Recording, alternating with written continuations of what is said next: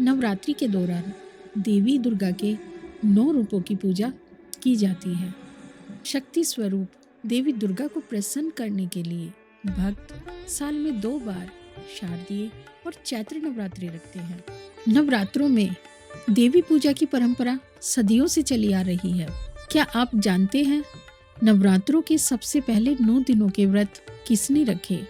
अगर नहीं तो हम आपको बताते हैं कि नवरात्रों की पूजा की शुरुआत किसने की और सबसे पहले नवरात्रों में देवी के 9 व्रतों की शुरुआत किसने की और किसने रखे नवरात्रों के 9 दिनों के व्रत। देवी दुर्गा स्वयं शक्ति का एक रूप है और आध्यात्मिक शक्ति, सुख, समृद्धि पाने के लिए भक्त देवी की पूजा और उपासना करते हैं। नवरात्रि शुरू करने वालों ने भी आध्यात्मिक शक्ति और जीत की प्रार्थना की। वाल्मीकि रामायण में वर्णन है, भगवान राम ने लंका पर चढ़ाई करने से पहले किष्किंधा पर्वत पर, किष्किंधा के पास ऋषिमुख पर्वत पर भगवान राम ने देवी की पूजा उपासना की।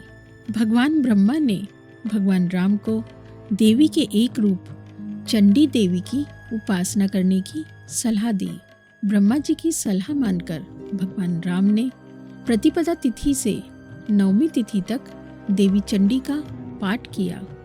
देवी चंडी के जाप के साथ साथ ब्रह्मा जी ने राम को ये भी कहा कि आपकी पूजा तभी सफल होगी जब आप हवन और 108 नील कमल के फूल देवी को अर्पित करेंगे। ये नीले फूल अत्यंत दुर्लभ माने जाते हैं, लेकिन भगवान श्री राम को उनकी सेना की सहायता से 108 नील कमल प्राप्त हुए। लेकिन जब रावण को इस पूजा के बारे में पता चला तो रावण ने अपनी जादुई शक्ति से एक नील कमल नष्ट कर दिया। देवी चंडी की पूजा के अंत में जब भगवान राम ने नील कमल चढ़ाए तो उन्होंने देखा कि एक नील कमल नष्ट हो गया है। तो तुरंत ही भगवान राम ने एक नील कमल के बदले अपनी एक आंख चढ़ाने का निश्चय किया। जैसे ही उन्होंने अपनी एक आंख निकालने के लिए तीर उठाया तो वैसे ही देवी माँ प्रसन्न होकर उनके सामने प्रकट हो गई और उन्हें जीत का आशीर्वाद दिया। 9वीं तिथि तक भगवान श्री राम ने माता चंडी की पूजा के दौरान अन्न और जल कुछ भी ग्रहण नहीं किया था। 9 दिनों तक देवी दुर्गा चंडी की पूजा उपासना के बाद ही भगवान राम ने रावण को हराया था और तभी से ही नवरात्रों की शुरुआत हुई। भगवान श्री राम पहले राजा और पहले मानव थे जिन्होंने नवरात्रि की शुरुआत की और नवरात्रि का व्रत रखा। देवी माँ का आशीर्वाद प्राप्त करने के लिए भक्तों द्वारा ये व्रत किए जाते हैं और ये बहुत ही शुभ और फलदायी होते हैं। नवरात्र के पहले दिन कलश स्थापित किया जाता है और मिट्टी के एक पात्र में जौ बोए जाते हैं। जौ बोने की परंपरा शाकंभरी देवी से जुड़ी हुई है, जिसका वर्णन हमें दुर्गा सप्तशती में मिलता है।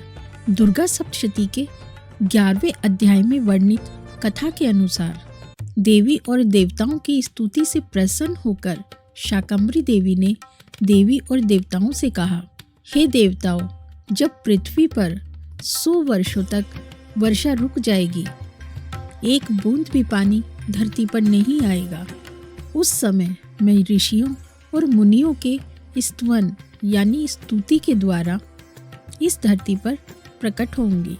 इस पृथ्वी पर अयोनिज रूप में प्रकट होंगी और अपने 100 नेत्रों से ऋषि मुनियों को देखूंगी।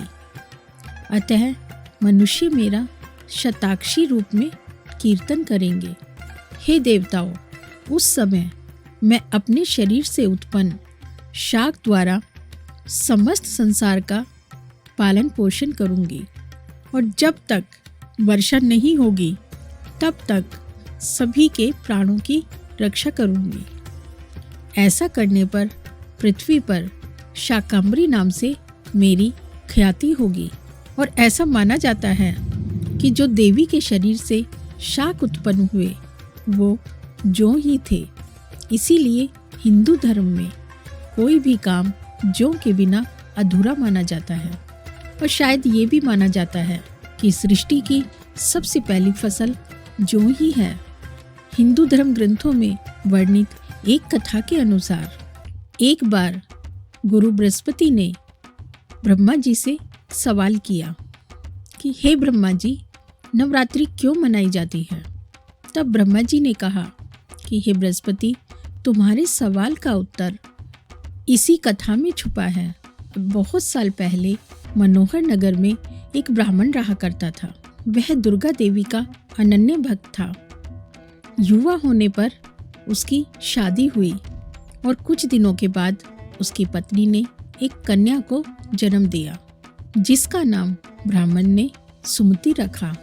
और जब वो थोड़ी बड़ी हुई और उसे ज्ञान हुआ तो वो अपने पिता ब्राह्मण के साथ दुर्गा देवी की पूजा स्तुति करने लगी। जब तक ब्राह्मण देवी की पूजा अर्चना करता तब तक वो कन्या अपने पिता के साथ वहीं बैठी रहती। लेकिन एक दिन वो कन्या अपने पिता के साथ पूजा अर्चना में बैठने की बजाय अपनी सहेलियों के संग खेलने चली गई। यह देखकर ब्राह्मण अपनी पुत्री पर बहुत क्रोधित हुआ। कन्या के घर वापस आने पर वो अपनी कन्या से कहने लगा कि हे दुष्ट, आज तू देवी दुर्गा की पूजा स्तुति में क्यों नहीं बैठी। तेरे इस अपराध के कारण मैं तेरी शादी एक कुष्ठ रोग से ग्रसित युवा से करूँगा। पिता की बातें सुनकर सुमति रोने लगी और पिताजी से कहने लगी, हे पिताजी, मैं आपकी पुत्री हूँ। आप जैसा चाहें वैसा मेरे साथ कर सकते हैं। अगर मेरे भाग में कुष्ठ रोगी पति ही लिखा होगा तो मैं क्या कर सकती हूँ, क्योंकि जो इंसान जैसा कर्म करता है उसको वैसा ही फल मिलता है। क्योंकि कर्म करना मनुष्य के अधीन है और फल देना भाग्य के। अपनी पुत्री सुमति की ये बातें सुनकर ब्राह्मण का क्रोध और बढ़ गया और उसने इसी क्रोध में आकर कुछ दिनों बाद अपनी कन्या का विवाह एक कुष्ठ रोगी के साथ कर दिया। विवाह के बाद जब सुमति अपने ससुराल जाने लगी, उसके पिता ने कहा कि अपने कर्मों का फल भोग और भाग्य को देख। पिता की ऐसी बातें सुनकर सुमति सोचने लगी कि क्या मेरा भाग्य इतना खराब है कि मुझे एक कुष्ठ रोग से ग्रसित पति मिला। फिर वो अपने पति के साथ वन में चली गई। फिर वन में अगले दिन सुमति के सामने एक देवी प्रकट हुई और उन्होंने कहा कि बेटी सुमति, मैं तुमसे प्रसन्न हूँ, मांगो, तुम जो चाहो वो वरदान मांग लो, मैं तुमसे प्रसन्न हूँ। तब सुमति ने कहा कि हे देवी, आप कौन हो? मैं तो आपको जानती भी नहीं। माँ दुर्गा बोली कि हे पुत्री, मैं देवी दुर्गा हूँ और मैं तुम्हारे पूर्व जन्मों के प्रभाव से प्रसन्न हूँ। देवी दुर्गा की बातें सुनकर सुमति ने कहा कि हे माँ, मैं कौन हूँ, मैं कौन थी, मुझे कृपया करके विस्तार से बताइए। तब देवी बोली कि हे पुत्री, तुम पिछले जन्म में एक भील की पत्नी थी। एक दिन तुम्हारे पति ने चोरी की और सिपाही तुम दोनों को पकड़कर ले गए और उन्होंने तुम्हें कारागार में बंद कर दिया। उन लोगों ने तुम्हें भोजन भी नहीं दिया और उस समय नवरात्रि चल रहे थे। तुम दोनों ने नवरात्रों के दिनों में ना ही कुछ खाया और ना ही तुमने जल पिया, जिस कारण अनजाने भी ही सही तुम दोनों से नवरात्रों के 9 दिनों का व्रत हो गया। और उन्हीं 9 दिनों के व्रत के प्रभाव से प्रसन्न होकर मैं तुम्हें यहाँ वरदान देने आई हूँ। तब सुमति बोली, हे देवी, हे माता, अगर आप मुझे कोई वरदान देना चाहती हैं तो आप मेरे पति को कोढ़ रोग से मुक्त कर दीजिए। कि हे पुत्री, तुम एक दिन के नवरात्रि के व्रत का पुण्य मुझे अर्पण करो और तुम्हारा पति रोग मुक्त हो जाएगा। फिर सुमति ने जैसे देवी माँ ने कहा था ठीक वैसे ही किया और उसका पति निरोगी हो गया। और ये देख सुमति देवी माँ की स्तुति करने लगी और देवी माँ ने कहा कि हे पुत्री, तुम नवरात्रों के 9 दिनों तक विधि पूर्वक व्रत करना। यदि तुम दिन भर का व्रत ना भी कर सको तो एक समय भोजन करना और विद्वान ब्राह्मणों से पूछकर घट की स्थापना करना और महाकाली, महालक्ष्मी और महासरस्वती देवी की मूर्ति स्थापित करना और उसके बाद उनकी विधि विधान से पूजा अर्चना करना और पुष्पों से अर्घ्य देना। इसके बाद देवी वहाँ से अंतर्ध्यान हो गई।